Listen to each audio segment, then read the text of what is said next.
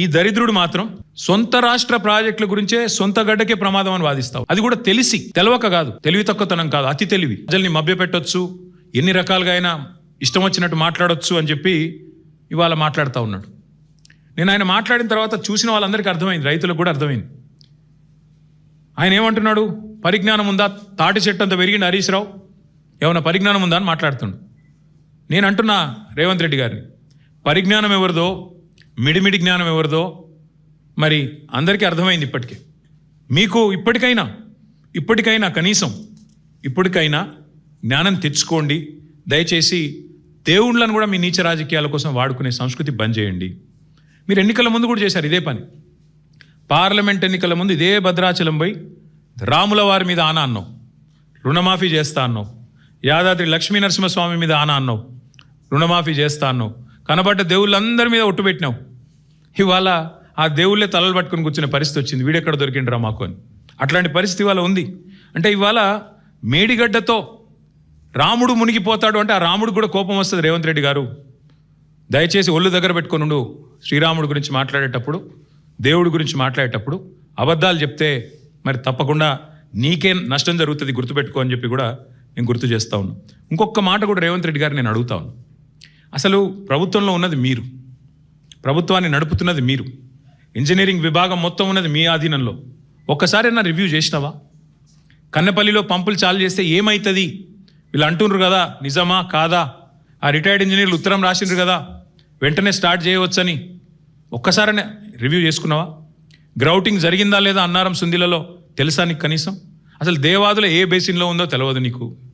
నల్లమల ఎక్కడుంది, మన రాష్ట్రంలోనో పక్క రాష్ట్రంలో ఉందో తెలియదు. ఎంతసేపు సర్వే నెంబర్లు, రియల్ ఎస్టేట్లు, ఏది బ్లాక్ లిస్ట్లో పెట్టాలి, ఏది ఎట్లా డీల్ చేయాలి, ఎవరిని విలువాలి, ఎవరిని మెడకు తుపాకి పెట్టాలి, ఎట్లా బెదిరియాలి, ఎట్లా రోజు సాయంత్రం గల్ల పెట్టి లెక్క పెట్టుకోవాలి, నువ్వు నీ అన్నదమ్ములు, ఇదే దందా. అదానికి మించి ఎట్లా దాటాలి. అందుకే నేను అంటున్నా, ఎంతసేపు అనుముల గురించే కాదు, అప్పుడప్పుడు అన్నారం గురించి కూడా పట్టించుకో. ఎంతసేపు అనుముల కుటుంబం, అనుముల అన్నదమ్ములు, వాటి గురించే కాదు, మీ పైసలు మాత్రమే కాదు, ఎంతసేపు సంపాదనే కాదు, రాష్ట్ర ప్రజల గురించి కూడా పట్టించుకో. ఇంకొక మాట కూడా అంటా ఉన్నా నేను. సరే మాకు తెలుసు, ప్రజలకు కూడా తెలుసు, ఇక నువ్వు మాట్లాడే మాటలు అప్పుడే అంటాడు అదే స్పీచ్లో, ఈ వీడియోలో చూపెడదాం అనుకున్నా కానీ అది కూడా దండగా ఎందుకు ఆయన చూపెట్టాడు ఇక్కడ అని.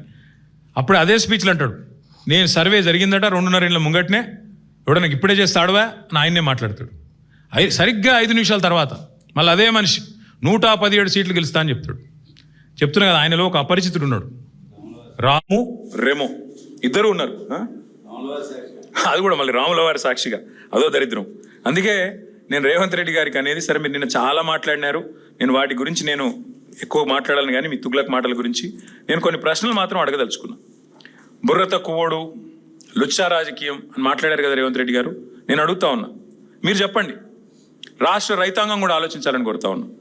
గోదావరిలో కళ్ళ ముందు 1,00,000 క్యూసెక్కుల నీళ్లు, రోజుకు 9 TMCల నీళ్లు వరదలాగా కిందికి పోతుంటే అక్కడ ఎత్తిపోయడానికి నీళ్లు లేవన్నోడు బుర్ర తక్కువడా, లేదా అయ్యా రైతుల కోసం ఈ పని చేయమన్నోడు బుర్ర తక్కువడా చెప్పాలి.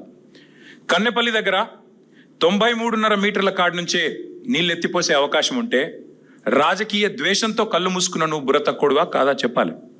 అట్లాగే ఇవాళ లేటెస్ట్గా మేడిగడ్డ దగ్గర 97 పైచిల్కు మీటర్ల మీదకి వెళ్ళి నీళ్లు పోతుంటే కళ్ళుండి చూడలేని కబోదిలాగా ప్రవర్తిస్తున్న నువ్వు బుర్ర తక్కువడివా, లేక వాస్తవాలు చూపెట్టే ప్రయత్నం చేస్తున్న మేము తెలివిలేనోళ్ళమా చెప్పాలి. మేడిగడ్డ నింపితే భద్రాద్రి రాముడే ఉండడు అంటున్నా నీకు బుర్ర